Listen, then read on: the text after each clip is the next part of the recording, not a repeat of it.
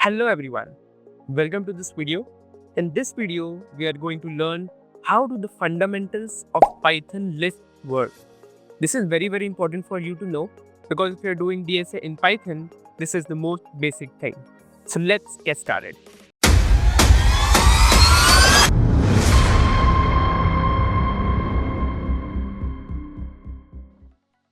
What are Python lists? When you think of something list, let's take a very simple example. There is a bookshelf that is there in your home and there is numbering given to each of the slots in the bookshelf. So this is the first slot, second, third, fourth and fifth. And each of these slots you can keep a book. So let's say the first slot has Shakespeare, the second one has a fat maths book, the fourth one has a physics book, so it has a chemistry, and the fourth one can have a different one. In real life, these are the kind of lists that we see. We can see a list of books. But in the Python world, let's say you want to add one more book to your bookshelf and you cannot keep two books in one particular slot, then you will have to recreate the bookshelf from scratch, right? And this is very costly. But in the computer science world, it does not happen in this way. How it happens is that first you initialize a empty list in Python. We can call it, let's say, list A. And as and when you go ahead and keep adding elements to this list, so first of all, Python internally will allocate some memory space for this particular list. So for example, let's say initially Python allocates a block of size 4 for us. So what we can do is that we can go ahead and insert the first element. Let's say we did that. Then we inserted the second element. Then we inserted the third element. And then we inserted the fourth element. But Python soon knows that this list and this space is getting full. I need more space. So what Python does is that as and when it approaches to the end of the particular list, it will allocate one more new space in the memory itself. So this time it will be double the space that was there before. So previously there were 4 slots available for us. Now there will be 8 slots available for us. And then what Python does, it will copy all the first 4 members in the memory here. It will copy 1, it will copy 2, 3 and 4. And then we can easily append the 5th element to this 4th index here. So that's why Python lists are called as dynamic. This is dynamic because in the runtime itself, you can append as many elements as you want in the list. So that is pretty awesome. If you see the difference between a dynamic list and a static list, in a static list, you have to define the length of the list in the first go itself. So let's say you initialize an array, you have to tell that this has to be an array of integers and it will contain 10 integers. But this is something that we don't need to do in Python. You can just simply say that my list is called array and currently it is empty. And then you can keep on appending more and more elements to this particular list. So you can go ahead and append 1 and you can keep appending as many elements as possible. As many elements as you need. As I told you, in the backend, this is what Python is doing. First, it starts with a list of size 1, then 2, 4,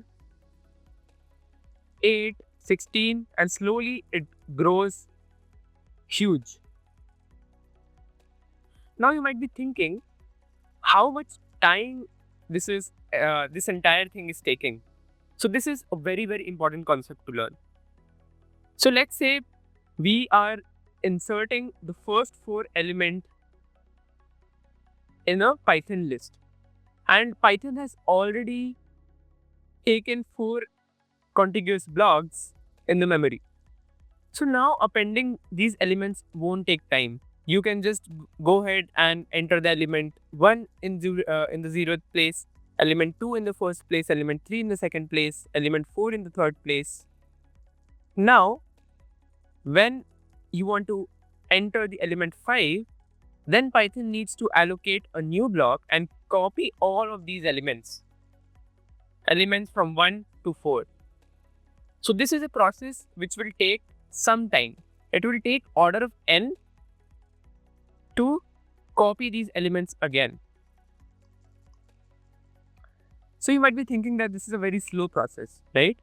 But in reality, let's see how many times does this process takes. So this is growing in powers of 2, right? First, Python will copy elements from 1 to 2, then 2 to 4, 8, 16. So you can see that it is growing in the power of 2s. And slowly you will see it grows very fast. And only after 10 steps, we can reach to 1000 elements. What I mean by this is that if you are going to enter 1000 elements in a Python list, the copying step will only happen around 9 times. So it won't happen more than 9 or 10 times here. What is this called in the computer science world? It's called that on average, we have a time complexity of order 1, which is called as amortized. Next time, whenever someone asks you, what is the time complexity of adding an element in the Python list, you will say that on average, it is order of 1. Now, let's come to the second concept. When we are inserting elements in Python lists, one very special thing about Python list is that you can enter different type of data structures here, data elements. So your first element can be an integer, it can be 1. Your second element can be a string. So let's say you enter the string code. Your fourth one can be a float value, so which can be 3.14. This is a float value. This is a string. And this is an integer. So how is this possible? One very important concept to know here is Python is actually storing the addresses of your actual objects. Let's say we have inserted 1 in the 0th index.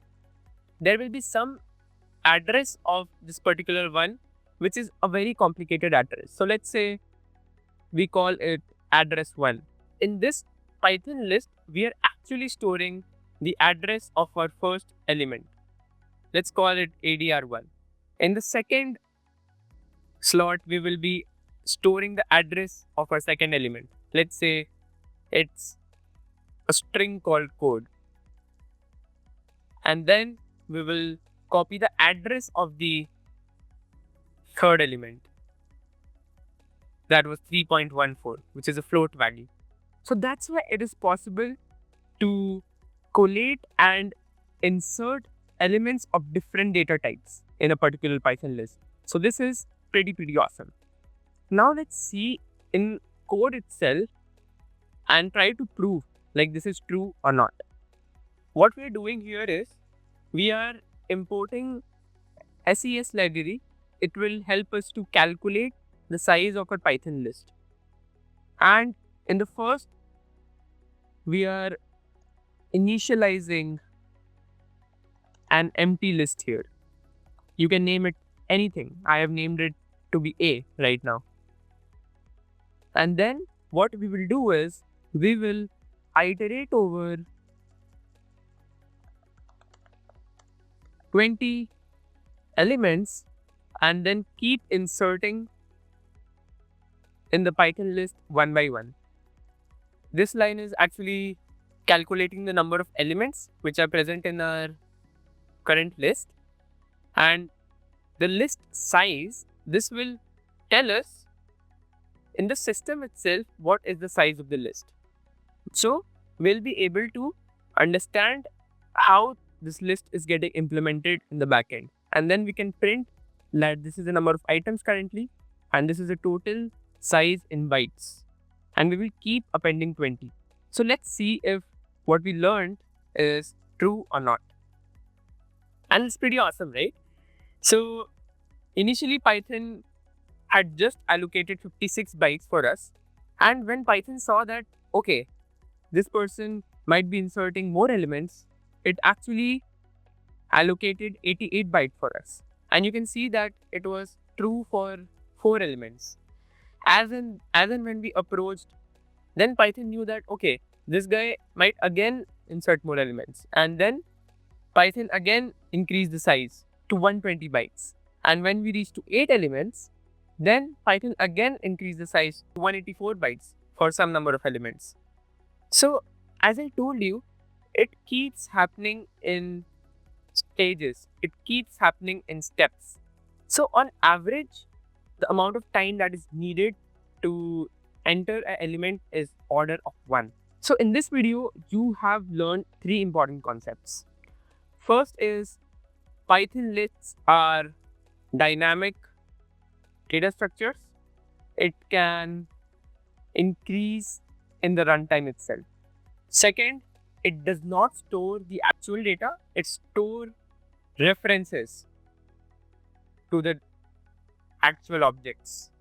And third, we learned that append takes on average order of 1 time complexity. So hope the concept of list is very clear to you now. Thank you for watching this video. Keep coding and see you in the next one.